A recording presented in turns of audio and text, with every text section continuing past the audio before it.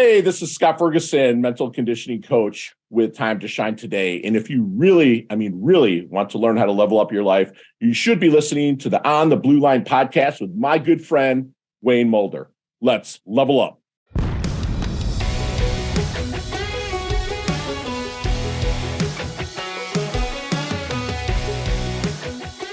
Welcome, my friends, to the On the Blue Line podcast for law enforcement. I am your host, Wayne Mulder, and this is the podcast that helps law enforcement officers overcome the mental health toll of the profession to become better leaders and protectors on and off the job. How was that intro? A little bit different. You've already got to meet this week's guest in the interview room. That is Scott Ferguson. A great shout out from him, and I tell you, he's an incredible guy, but more on that in a minute. In this episode, we discuss everything from rescuing dogs, the importance of gratitude, his time in the military, on it goes. We hit a lot of topics, and I'm sure you're going to enjoy this. So another fun episode is in front of you, the On the Blue Line podcast. Well, it starts now. 'Cause you know it's only gonna get better. Yeah, the seasons know when to change. Better weather to leadership in the face of just... And there's, dissenting opinions and arguments, and, we may have to wait. All right. Well, welcome to the podcast. Let me get a couple news items out of the way just real quickly.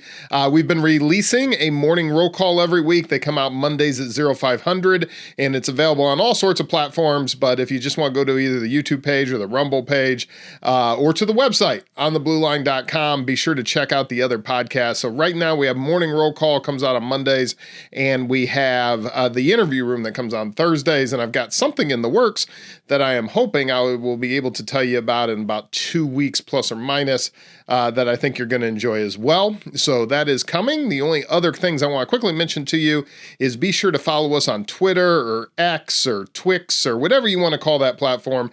It's at On the Blue Line in the number 1, at On the Blue Line in the number 1. And that is the social media that I have promised you that I will stay active on. So I have been fulfilling my promise. Now, your end of the bargain is to join me there. So please do. If you don't have an account, just be sure to join us over there and link up with us at On the Blue Line, On the Blue Line in the number 1. And then lastly, whatever platform you are listening, watching, streaming us on, if you would like, follow, subscribe, whatever it is on that platform, and leave us a 5-star review. It makes a huge difference to trying to get this out to more people to see it.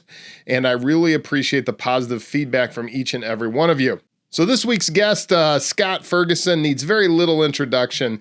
He's a mental conditioning coach, a lifestyle optimization artist, pretty much a fancy word for being a life coach, but relationship creator, micro-influencer, and the host of the award-winning Time to Shine Today podcast. And his mission is to not have anyone feel like they have no one. And I love that sentence, and we talk a lot about it as we go through today's podcast. He's a coach. He loves to work with people in powerful, transformational conversations that he has with people from all over.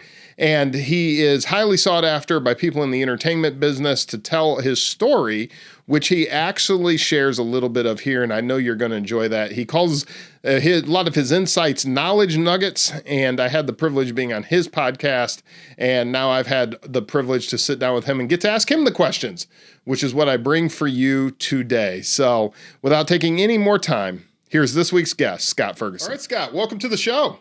Hey, Wayne, how are you doing, brother? I'm doing great. It is awesome to be able to link up with you yet again.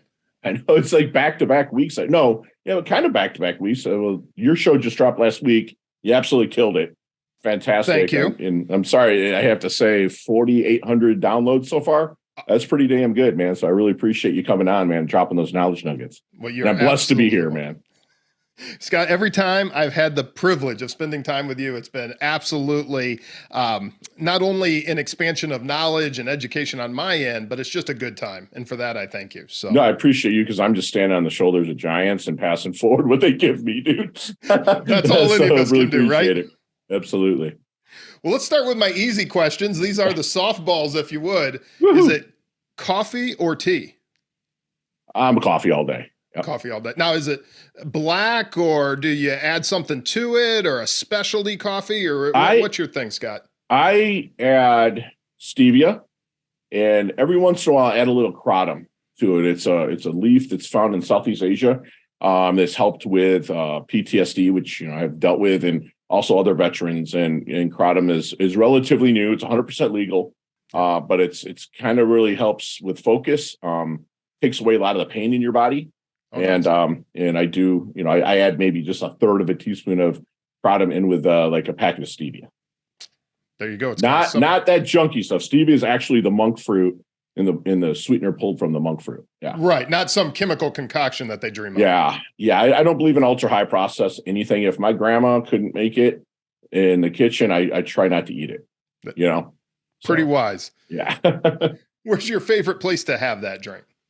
Well, there's this thing right here, a lot of blue, and it has some white stuff on the top foaming. It's called the Atlantic Ocean. So I'd like to kind of look out at that and let my pit bull run along the water, and my rescue pitty Stitch, and enjoy my coffee in the morning and gratitude and set my intentions for the day, man. That's awesome. Yeah, I find that question always lends to either mountains or beaches or woods or some space where we can decompress. Absolutely. Yeah. It's funny. You want to get amped up for the day, right? With the coffee, but you want to decompress at the same time. So I love it. Somehow I don't see those things as mutually exclusive. You know what I mean? Like we kind of need a little bit of both. Right. It's like a systemic thing. Both of them, like you kind of run your whole day, which is beautiful. You're absolutely right. So do you have a best or worst travel story? You know what? Being in the military, which I know you're going to probably touch on, Singapore, man, is where I went there 4 times on trips over the Gulf, Persian Gulf, and Afghanistan, and whatnot. But like I've been back twice, and it's the most beautiful, city where there's no littering. If you chew gum in the street, you're going to jail. But it's so modern, it's so beautiful, and that's it. I haven't really had any bad travel stuff. I've had bad things, but I'm out to make great memories. So even with that, I can deal with. I love the positive outlook, but we'll get more into that as well. But I always love the way you frame it, Scott. Thanks, man. So do you have a favorite or most meaningful nonfiction book? My favorite nonfiction book is A Traveler's Gift, which was handed to me in a very, very dark time of my life. Basically, it's just a business parable. It's by Andy Andrews. He's a Christian comedian, believe it or not. Super funny. Like Eddie Murphy's brought him on. Like other people brought him on just because he's so funny, but he's clean. And I'm not a do-gooder by any means. But he wrote a book, Traveler's Gift, and the guy he loses his corporate job. Daughter's dying. Gets fired from his hardware store job. He's like, hey man, if I run my car into a tree, I can kill myself and my family will get the insurance money so my sick daughter can be taken care of. Well, when he hits the tree, he wakes up in 1945 and give him Hell Harry Truman's office the day before he dropped the bomb on Hiroshima and Nagasaki. Wow. And he's taught him a lesson. Then he went to see King Solomon. He taught him wisdom and Frank for happiness. And the book was handed me in a time where in 2009, I've read it 17 times since. It's so cool. The people that this man travels through time, gets lessons to really level up his life. And I implement them all in my coaching and in my life as well. That's powerful. I will definitely look that up. I've seen some of Andy Andrews' stuff, but I don't know that I've read that book. So I'll absolutely check that out. Right. And if you're listening, I got to get on my podcast, man. Your team, I think, is blocking my emails and stuff. It's weird. I'm just kidding. It's funny how that happens, isn't it? Well, you never know how someone may come across something. Man. So you got to try. He said he's listened to it and he likes it. It's just his timing is crazy because of his travel schedule, which I do believe that. I absolutely believe that as well. So let's get started. You've got a powerful story kind of growing up and kind of, those beginning years or the old, what they call an origin story these days, I guess. Would you mind just kind of taking us there? Because I think it really feeds into a lot of what you're doing today. And then we'll kind of go through the journey that brings us to now. Yeah, man, I appreciate you for asking. I was born in 1972, just turned 51, and I was born in the Philippine Islands. And the Vietnam War was still going on at that time. My American biological father kind of had a little port of liberty, little time off in the Philippines and kind of knocked up a little Filipino woman. And he just went off to Vietnam. And at the time, mixed breed bastard male children were literally after birth being taken from the mother and shipped to Spain because Spain controls the Philippine Islands. The reason why they did that is I'm 6'1", I'm about 240, 250. I'm pretty well put together. And they didn't want to have people my size, or even because the average Filipino's man is about 5'3", $140, right? They didn't want a lot of us, like mine and your size, Wayne, running around and taking over the country physically. That was their thought process. So literally they were being shipped to Spain, but an Air Force couple that was stationed in Subic Bay was looking, they had 2 kids, they wanted to adopt a child. And so they said, then when I was born, they were literally handed it to the Mr. and Mrs. Donald. It was the family that was going to adopt me, or that tried to start. They took me, her father got, the woman who was going to adopt me, her father got sick in California. So they got me a temporary passport, which I still have to this day. Temporary passport brought me to California. Her father died. She goes schizophrenic. They can't raise me because the father was basically raising his own 2 on their own. And I'm still an infant. I'm about 14 months old. And so they ended up putting me in an orphanage, man. I hung out there for a few years, and I ended up, I don't remember much of it, but what I do was not fun. Right. And I ended up getting adopted by a family here in Michigan, my father and my mother, who I call my mom and dad. But my father was a Vietnam vet, heavy into the bottle, because they didn't have the programs to really help people come back from a war that no one thought we should be in anyways. And he was the bottle. They couldn't raise me. They divorced when I was like 3.5, 4 years old. No, 5 years old, because I was in the orphanage for a minute. And so I was shipped off, and I was raised for 5 or 6 years by a police officer, ex-Marine, hardcore dude. Everything was sir, yes, sir, no, ma'am. Everything. He believed in punishment, the way that like kids these days get timeout. We got knockout if we got out of line, right? Oh, yeah. So they raised me, and I love them. I still call him my mom and dad, even though my father is my best friend that ended up adopting me. He's my best friend, and we hang out, we talk all the time. But, my Uncle Johnny, my Aunt Pat, they're still a mom and a dad, and they raised me. But then my father got sober, went back to live with him, excelled at sports. But I got looks from schools, but they didn't like my 1.8 grade point average. So my dad is like, dude, if you're going to live here, you're going to start paying us rent, get a job. And I'm like, So a friend of mine is like, dude, what about the military? And so I joined the Navy in 1990. We did some time in the Persian Gulf, Somalia, Afghanistan, a bunch of Western Pacific cruises as well. Had a great time, built a family, the closest that I know to family at the time, where we were just close and really leaned on each other. Got out of the military, built, 3 successful businesses. They fell through. Went through a time where I was, in the real estate. When I was building them, I was printing money, man. Very arrogant with it, and just lost everything because I didn't listen to my advisors. From there, I lost stuff, but I made sure all creditors were paid back. And it was just me and a rescue Rhodesian Ridgeback that were hanging out, living out of a car. And this is no joke, man. It's living out of a car, living at rest stops and stuff. And a friend of mine, I was in the real estate business still. I was taking this Ridgeback to all my showings, and, a car that was 12 years old. And a friend of mine's like, hey, my sister's moved to Florida. She wants you to sell their house. It's run down. It's rancid, so they moved to Florida. I moved into their house without them knowing and stayed there. Went to a library because that's the only place I could afford to go. And a guy handed me that book, The Traveler's Gift, man. And I read it, devoured it, and everything else by Andy Andrews, and really started to put together. I was coming from a place of service then, where before I was a vulture, man. I preyed on your misfortunes. Oh, you lost your house. Sorry, we'll take it from you. Stuff like that. And it just really turned around. That's when I launched Time to Shine Today, or it was actually Time to Shine. Like an idiot, I didn't trademark it. And I added today on it, and we've been going, I guess it's 13 years strong. We just don't want to have anyone to feel like they have no one, man. So that's my 30,000 foot view. Yeah. And some crazy times, but good times. Very grateful. Absolutely. And knowing you, what I love about it is I can see how the tapestry weaves together, and it's really amazing. I know to the listener, they're probably sitting there like, man, that's a lot that he just said. Yeah, to unpack, right? But knowing you, I really see kind of the beauty through, those times of tragedy and setback. But we'll get a little bit more into that as we go. I got to ask, what were the sports that you were, what were you concentrating on? Really good at, I shouldn't say good, but I excelled at wrestling. Okay. I love the individual sports. I did play baseball at a pretty decent level, but it was mainly my main sport was wrestling. Okay. I was getting looks from. Michigan's such a hard state to wrestle in. It's kind of like your Iowas and your Indianas and Ohio's when it comes to wrestling, Pennsylvania's.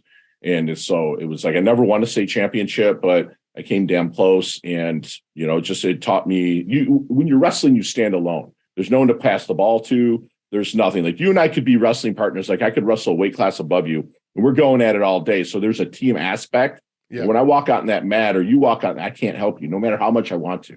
Right? You stand alone, and I dig that. I really like it. So, which has helped me really excel. It's been kind of like a bad thing. I won't call it a bad thing, maybe a little bit of a negative thing, because it's hard for me as a person to reach out to other people for help.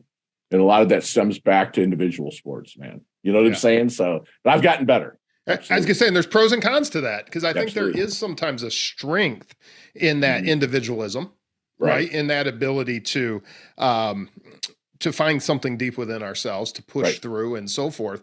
But then there's a failure if we lose the concept of community, or we lose this whole ability to communicate.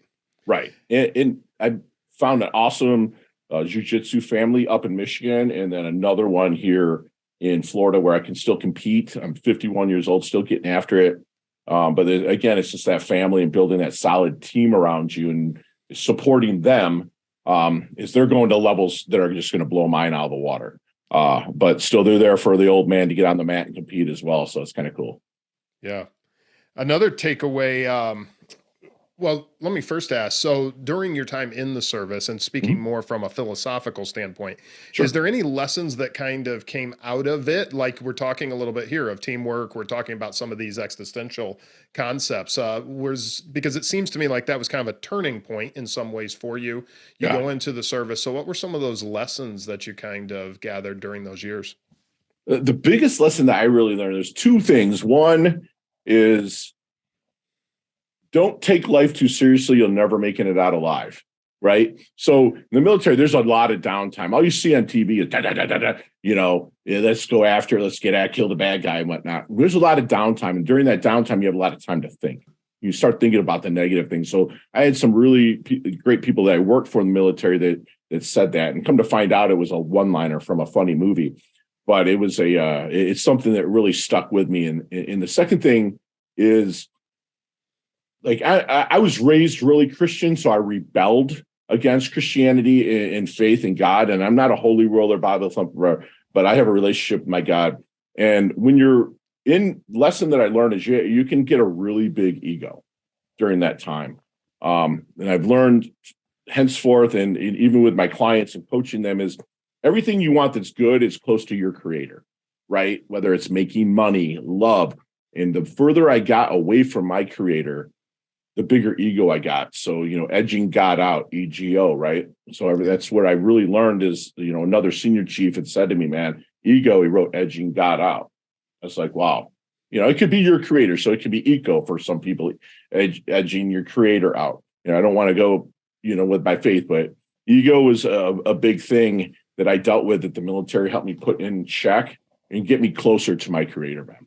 And I got close, but then my creator gave me that abundance, that monetary abundance that I wanted, but I was that douchebag at family reunion, showing up the $100,000 car, look at me.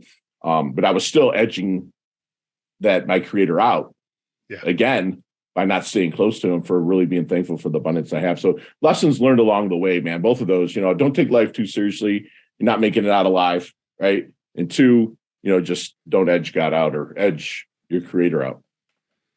Yeah, I think that's powerful. And I think that is something, I grew up in the church as well. That was my story. In fact, I went to a small Christian school. So I was literally there every time the doors were open, which for independent Baptists, that's literally every day.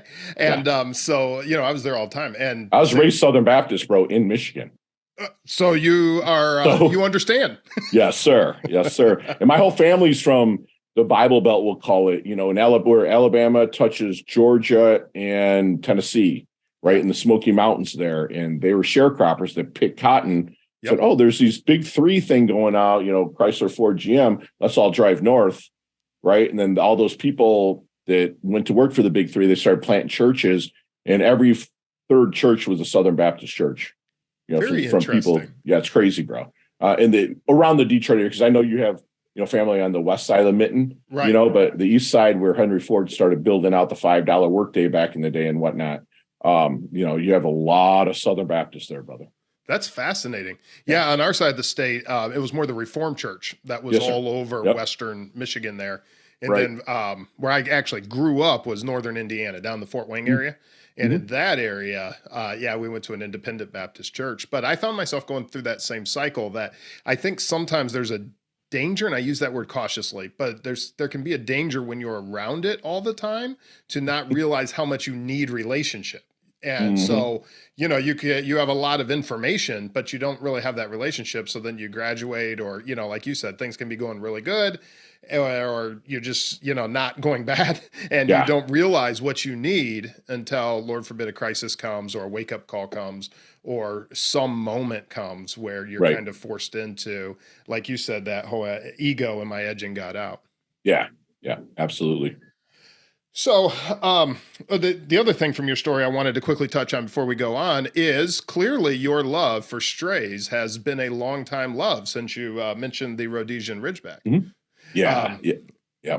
Is that something that's always been kind of ingrained in you since you had grown up? Or it took my coach to make me understand why. Okay. I have 5 coaches, and they all range from life, business, fitness, it kind of like mastermind coaches and stuff like that. And it took one coach just to, because I tell her, I've adopted pets, my whole life, and it comes from my background, man, just being kind of tossed around, abandoned.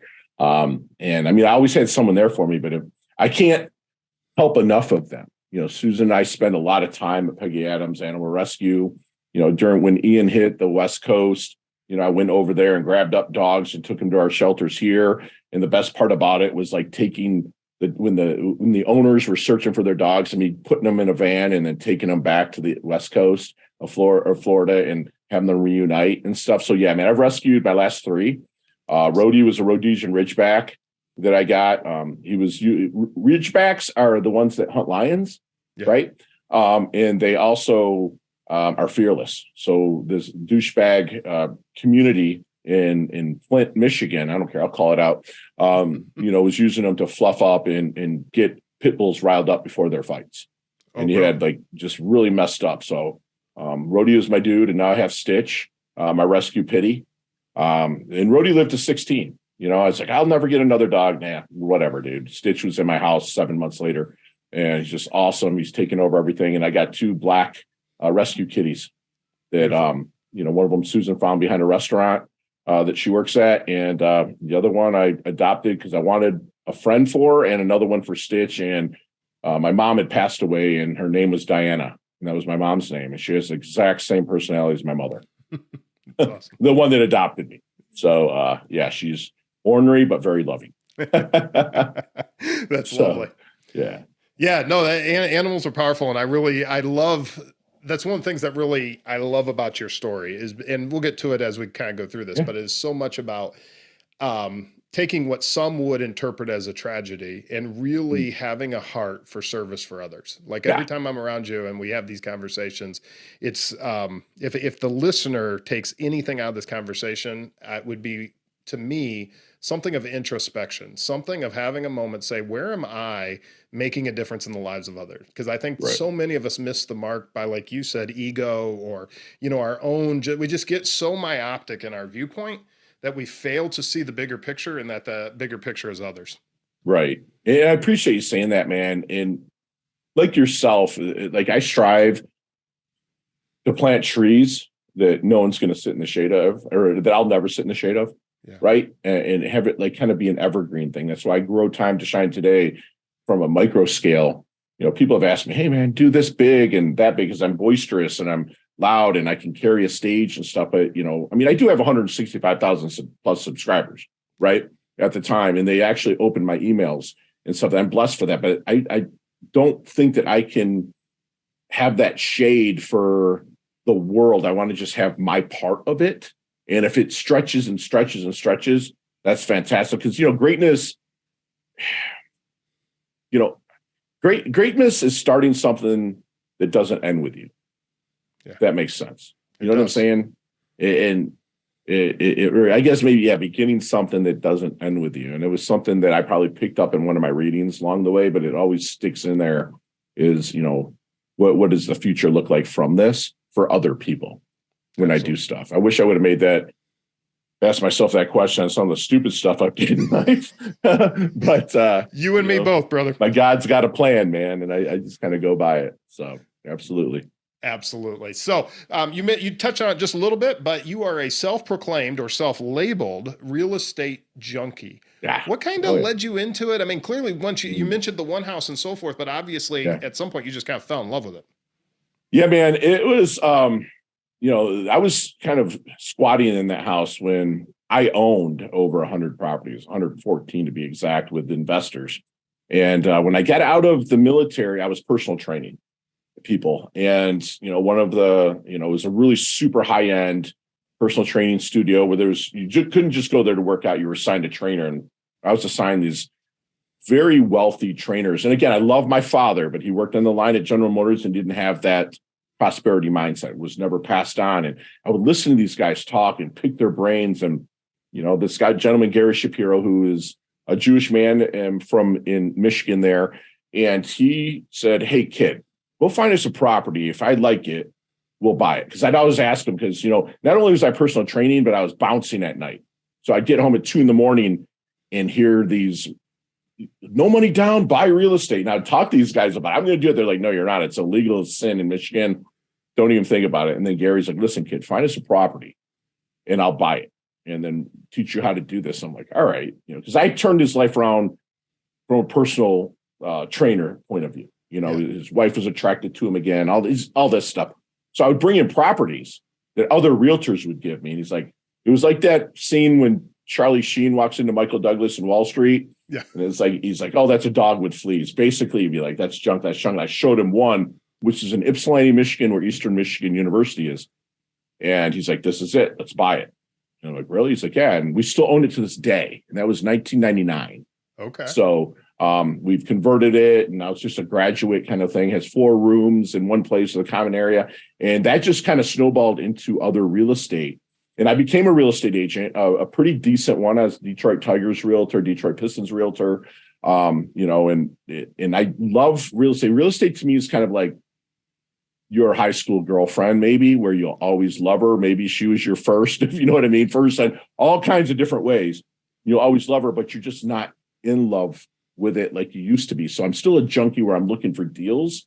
I'm just not want to go out and be that big real estate agent like I did before, because it really crossed into coaching. Because as a realtor, which I'm sure you've worked with a couple of them in your life, not only is the realtor your realtor, but he's also your marriage counselor, your psychiatrist, sometimes your babysitter. Because if you're out looking at the house and your kids are running all around, the realtor's babies. So it's just really, my coach is like, you are born to coach because of your 24 years of experience. I guess it was 17 years because I've been coaching for a while now, but it's just really the real estate junkie part comes from just love looking at deals. And I get deals across my desk every single day. I have 3 to look at right after we get off here because, Florida, as you know, is not only is it a sunny place for shady people, right? Yes. But it is also heaven's waiting room.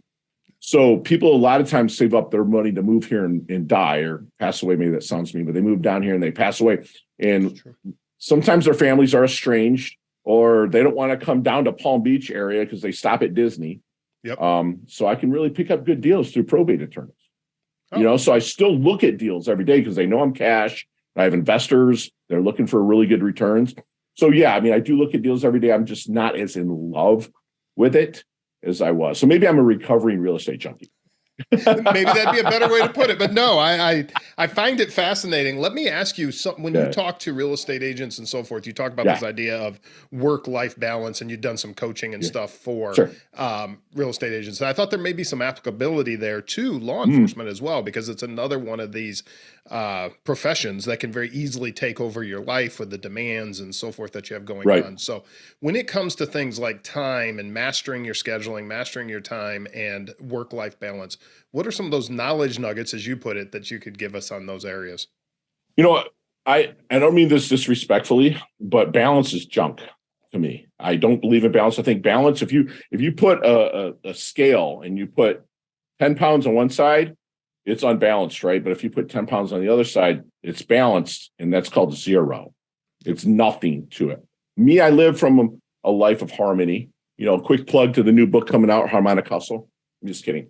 But no, like I believe in harmony, man. I believe that, you have different pillars in your life, like God, spiritual, personal growth, family, community, work, money, living environment, health, and recreation. And what I do, even with my clients, is I say, let's liken this to a jazz band, right? Where God or your spiritual is the drums, personal growth is the guitar, family is the horns, and on and on. That's like, you don't have, if one of them is out of tune, okay, it's going to sound not great.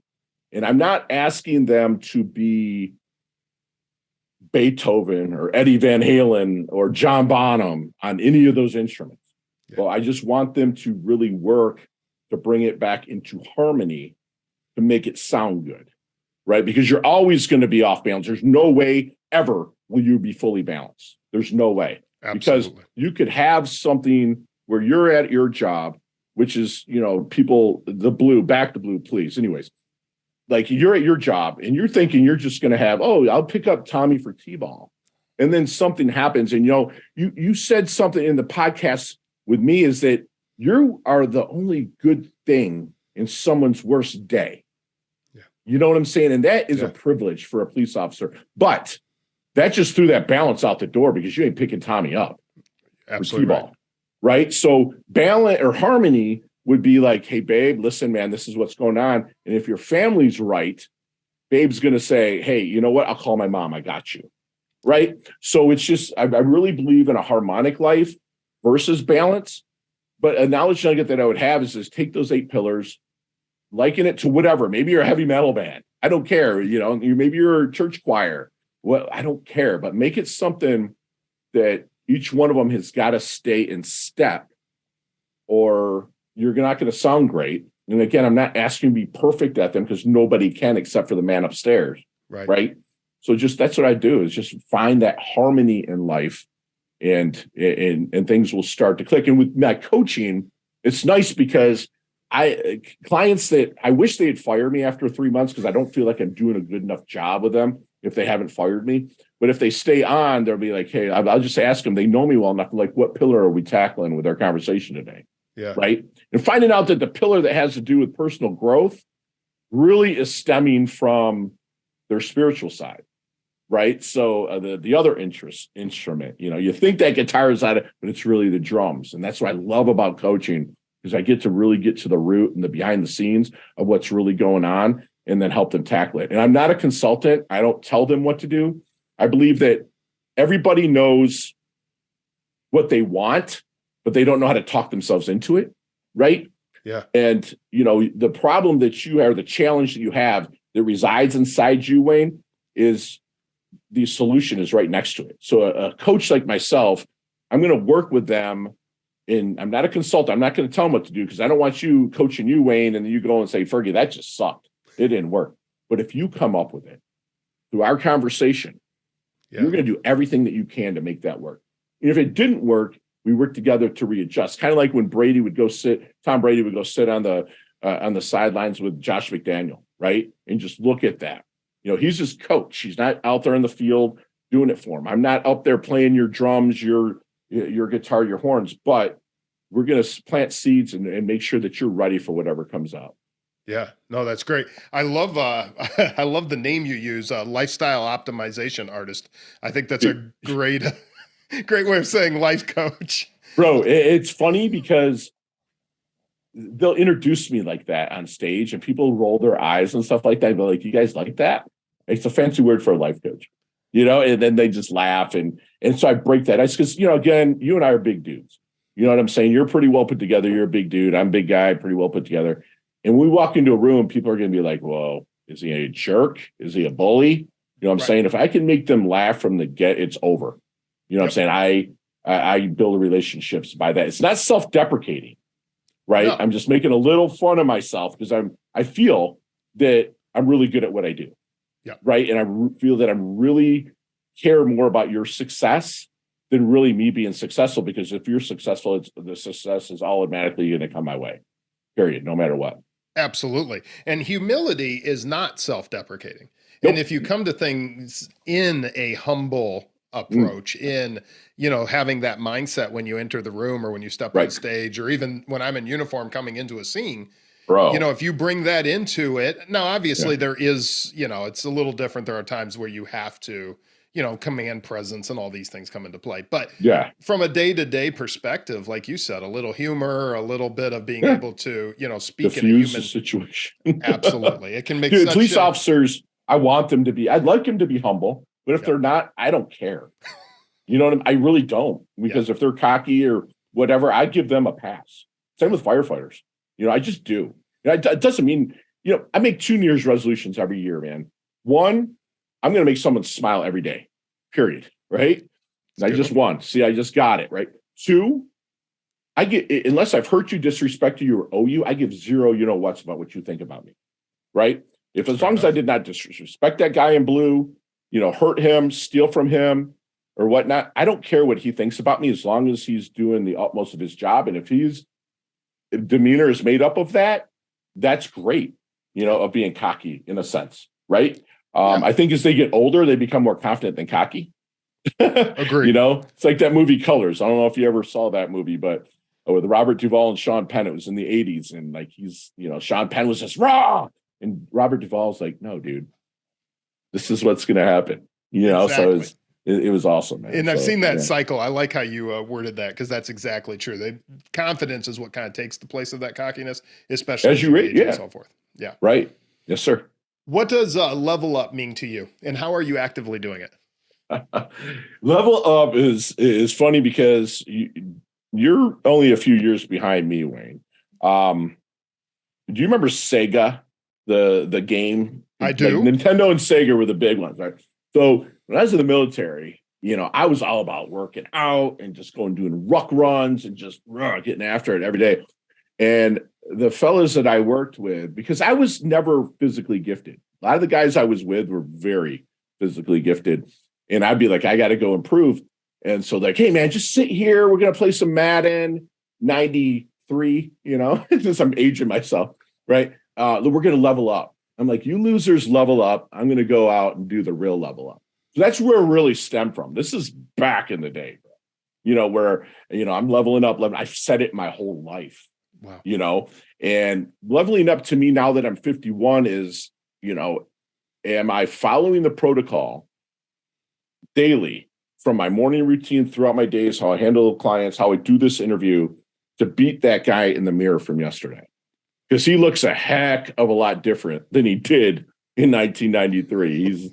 I got these things that call grays, hairs, and it takes me a lot more time to get up and going in the morning. And I'm on the jits mats, at 6 a.m. 5 days a week, jiu-jitsu mats at 6 a.m. 5 days a week. So, but I had to get up at 4 to be ready for that. So that is a version of leveling up, man.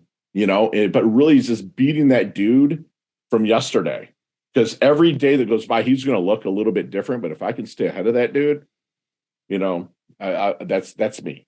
It's my own time, and the only way I'm going to do that is through service and to myself for the first 2 hours in the morning. And then the rest of the day really is about others. I think that's such a great mindset. And I think that can benefit all of us, both the listener and me, because sometimes, again, it comes back to what's really become a theme in this episode is really just moving outside of whatever it is that we're dealing with right now, whatever those struggles might be, and just really starting to see the bigger picture of humanity. Kind of going down that road, what, just quickly speaking about volunteering as we're getting short on time here, but what causes mean the most to you right now, and how can... What are some of the causes right now that mean the most to you? Right now, St. Jude. I mean, it's kind of cliche, but I do like my mentor in Detroit was like, you're going to go to Detroit Receiving Hospital and work in the pediatric wing. And when I held a kid, they allowed me literally to put my hand under another person's hand and see a kid that's the size of my hand. He's having open heart surgery. Okay, dude, I gotta help with this. Also, children awaiting parents, CAP, kids that are born, maybe they're retarded, and I'm not saying that bad way. Like they're just not all there mentally. Have disabilities and stuff. They're unadoptable. So they live in different places, and I definitely give to them. And then this giving back to our future, our teenagers, through Reaching Higher program, where I go to high schools and teach kids, They had to maybe balance a checkbook, even though checkbooks don't exist, but a little bit about money stuff they're not going to be taught. And then obviously the veterans, man. And I do a lot of pro bono work through the mental hygiene at the VA, man. So I don't charge, they'll send veterans to me that they're in the mental hygiene, but they're looking for visions versus goals, because everyone has goals. I'm a vision guy. I can really get people, set up because with their future. And I just see so many people with a foot in the future, foot in the past, and are peeing all over the present, right? So I really set their present there and get their visions there. But I do all that pro bono. It's huge with the veterans. It's awesome. And just for the listeners, I'll have everything we've discussed today linked up from the books to these as well. So definitely anything that is something you feel led to get involved in, by all means, we all should be doing something. There are so many different roads I wanted to go down, but let me just. I'm sorry, I got long with stuff. No. It's we'll just have to do it again, Scott. It's just the way this works, right? 2.0s on both sides. Absolutely. There we go. I have to at least mention your mission because it's right in line with everything we've discussed today. And I believe it's your mission. Maybe you could tell me differently, but to not have anyone feel like they have no one. What kind of, obviously it probably just kind of came through your life story, but I want to hear it in your words and not mine. Yeah, man. In 2009, when I lost everything, my little brother stuck a gun in his mouth and killed himself, right? And I just like, there's no way. That's why to come on my show, to be fast-tracked to come on my show, you have to donate at least $10 to the Suicide Lifeline, which you did. Thank you very much. And so suicide, is something that really sticks in me. And through my show so far, we've saved 3 lives, meaning someone's listened to our show, read our about page, and said, man, I'm losing it, dude. And I know 3 counselors that are like, Fergie, call me anytime. And they've saved lives. So that's the biggest wins. I'm not talking about the people that I put with the right coach and, the right coach made $50,000 off of them. And of course they give me back a little bit of the money, for an affiliate introduction or whatnot. But just to have those 3 people still breathing air on this earth is a freaking win. And that's where we don't want to have anyone to feel like they have no one, brother. That's so powerful. And as you know, that's very much in line with our story and our absolutely history when we started in 2019 and we lost a fellow officer to suicide. So sucks, dude. So powerful. And really out to anyone listening to this, just know that nobody should feel like they don't have anyone. And there's people out there like what Scott's doing and like what we're doing. We're a phone call away. We're an email away. So thank you for saying that. A friend of mine that writes NLP, neuro-linguistic programming, he wrote that, and it took me 3 times to read it and get it. And that's the reason why he wrote it. Meaning, like, we don't want to have anyone to feel like they have no one. They don't get it when they first read it. Yeah. So then they read it and they read, oh, I get it. So I love that he wrote it that way. That's not me, but he took the feelings that I have for Time to Shine today and put it in writing. So I'm so grateful to Jared for doing that. That's awesome. Well, that was the perfect segue as well. So Time to Shine Today, we want them to go to timetoshinetoday.com, but what can they expect? If there's anybody out there that wants to have a fun conversation, I love, my whole mission every day is to meet somebody fun and interesting. But if you're in a spot where you just want to have an impactful, high performing conversation, and any of the pillars that I talked about, or any of the instruments that I talked about in my metaphor that you're struggling with, I have a free hour of power, and it's a real hour of power. I'm not going to sell you anything at all. It's just an hour with me. And when you leave, I guarantee you'll feel like you've came up with a solution to what is happening now for you, and you will come up with it. I'm not going to, but I'm just going to be a little bit of the help. So that's what they can expect there. And also make sure you check out, episode 361 on our timetoshinetoday.com/podcast with my good friend Wayne Mulder. And seriously, bro, you rocked it. I appreciate it. Scott. Dude, people, I have cops that have listened to it and said, that guy gets it, especially to the point where you said that you may be showing up in the worst day of their life and you have got to stay neutral, right? And neutral doesn't mean you don't give it crap. It means you have to stay neutral. And that's where all my coaching comes from. Because positive thinking, I do believe in, but it's not right 100% of the time. But what is right 100% of the time is negative thinking. It'll never work for you.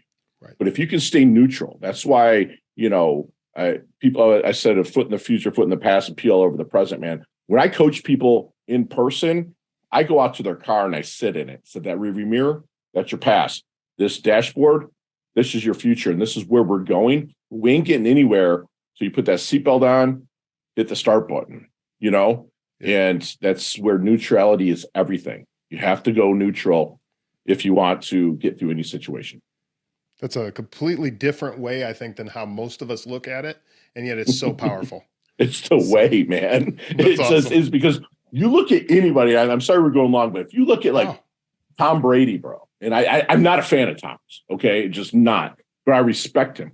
Or if you pick anybody, and he just threw an interception, right? Can't get it back, man, right? He's got to rely on the defense to get him a stop. Can't do anything about that. He's got to stay neutral on the sideline. He's got his fancy iPad out and looking at the defenses and seeing how he's going to run his next play. Yeah. Right. It's not always going to go your way, but if he just sat there and sulked and put his head down and ate a hot dog or whatnot, he's never going to win. Exactly. He might get lucky with it, but it just doesn't happen. You have to stay neutral, man.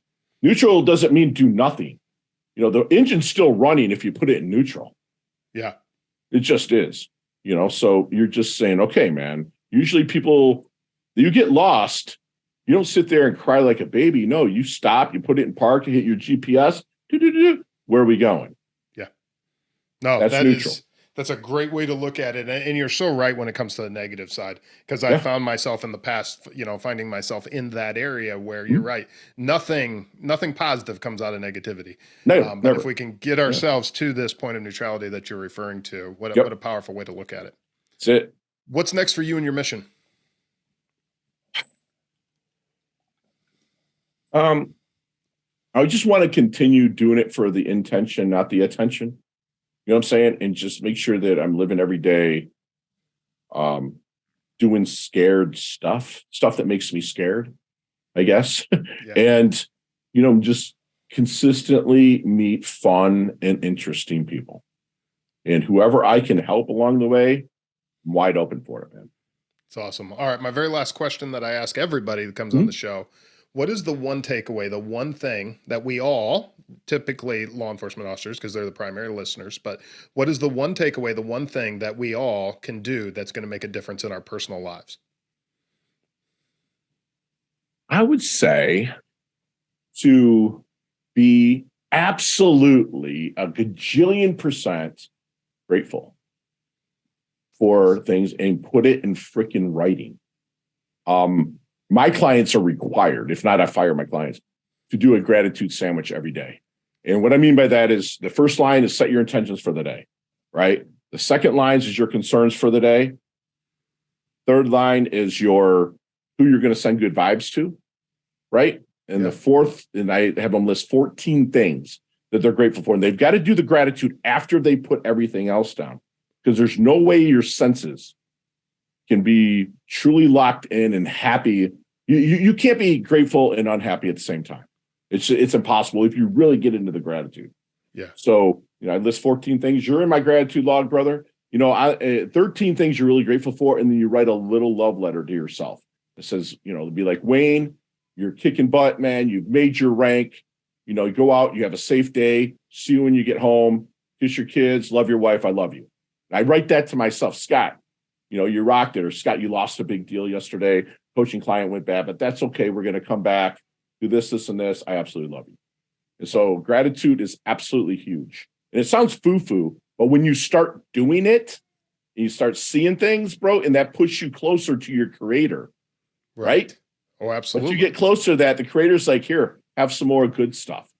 I'm sorry. It's just, again, people that I said God and Christianity, and I offend you, I'm sorry. You have a creator. Everyone has a creator. But that's where the good stuff is located, so get closer to them.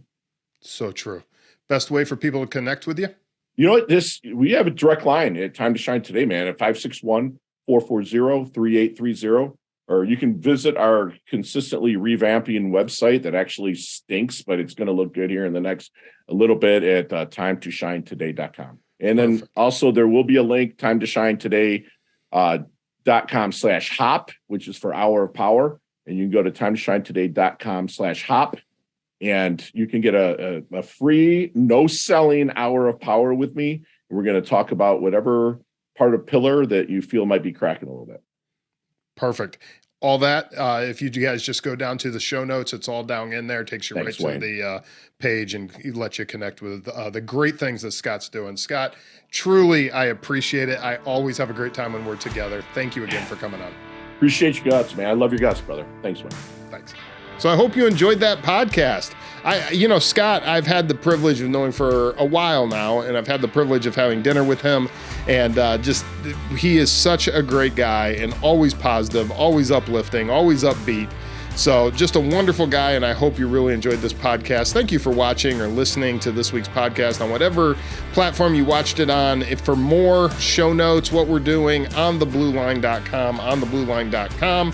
And that's all for today. So I will see you next Monday in Morning Roll Call. I'll see you next Thursday in the interview room. But in the meantime, and as always, I'll see you out there on the Blue Line.